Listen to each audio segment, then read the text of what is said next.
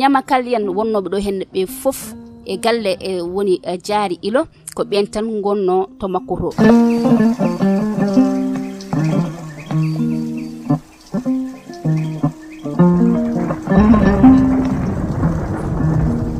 o jodi ha wadi dumunna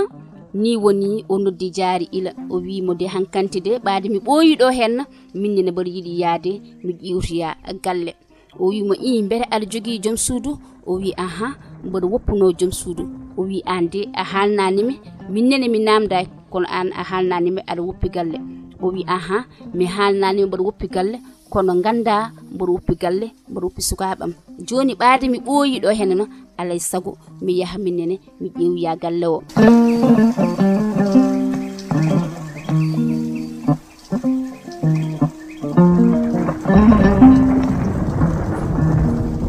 ni woni jaari ila wimo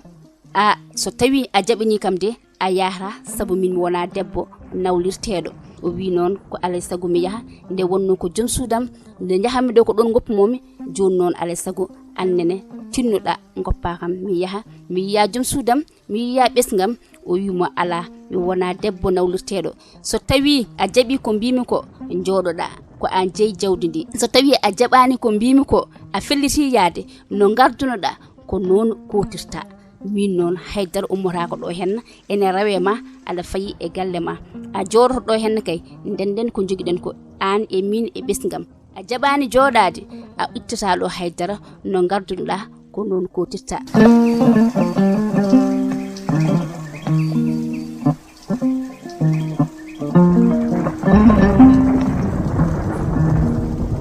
ni woni o wi jaari fat mi miijo hen o yalti o hebi boowal jamma jengi o ronki danade o mo miijo holno foti wadde mbele o heddoto e jaari e ngalungu o joodo walla ala o rutoroto galle makko to sabu o majjani ko woppuno ton woni jom suudu makko e sukaabe makko bandiraabe nyamakal oya gaddanɗo mo woni muuda kange e muuda kaaliso jom suudu makko danci ɓuri dañal mo joginowo kono konko o tinani ɗum ɗon nyamakal wonnoɓe galle makko nde o joginode kamɓe fof o tawtiɓe e galle jaari ɗo jaari e hoore muɗum e konko o jom suudu makko mo woppi e galle he e konko nyamakal oya garɗo gaddanɗo mo muuda kange e muuda kaaliso bandiraɓe holto ndimagu woni holto neɗɗagu woni bandiraɓe musidɓe tedduɓe e mine paddi on ɗo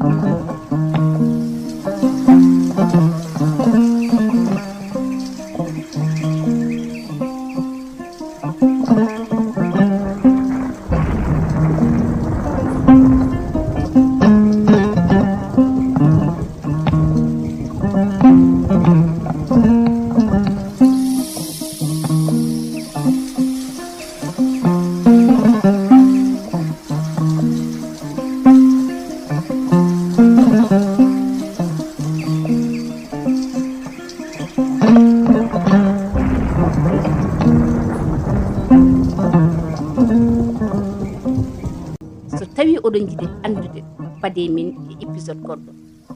kono non odon nyaaga yebiyanko be Windata TV ne batton abonné mbadon partager mbadon like nde wonno eden gandi ko tigi wallata en dum no mi rakkon rendez-vous e darul men inshallah rabbi Allah jarama on jarama